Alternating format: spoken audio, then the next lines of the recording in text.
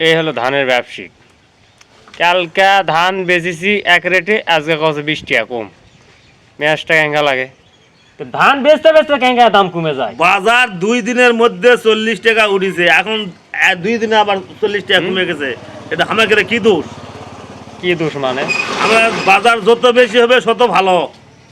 এইবার আমি বুঝা পারছি, ধান বেচার সময় কম যে এই কটা ধান আছে বায়না দাও, সব টিয়া দাও। তাছাড়া বেচতে বেচতে 20 টাকা তুমি আমাকে যদি কম দেন, মন করা 20 টাকা কম গেলে কত কম যাচ্ছে হিসাব আছে।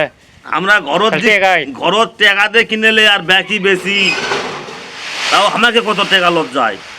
ব্যবসায়ীকে কোনো লাভ নেই, ব্যবসায়ী গেলে লস লস লস, জীবনে লাভ করেনি, বুঝা যাচ্ছে।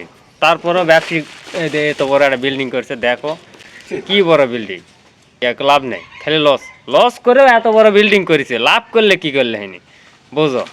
খালি শুকনা চিন্তা, বুঝা গেছে। শুনাবে ম্যানসক, আর কত শুনাবেন, শুনাও। আমাকে যদি লসই যায় তা আমরা এই ব্যবসা করবো? হ্যাঁ, লাভের জন্য তো এই ব্যবসাটা করা। হয়তো খালি জীবনে তো করলেন না যে আজকে লাভ হয়েছে, খালি লস লাভ হয়নি। আমার সেদিনকে এক গাড়ি থলকার 11,000 টাকা লস গেছে, পরে গাড়ি 14,000 টাকা লাভ গেছে, তাও 2 গাড়ি মিলে 3,000 টাকা টিকিছে। হয়, ধানের দাম কম দেওয়া যাবে না, আজকে কোনো কম চলবে না, কালকার রেট যা তাই।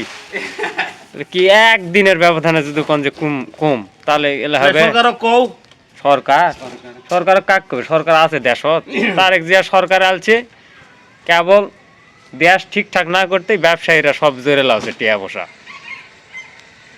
এই হলো অবস্থা।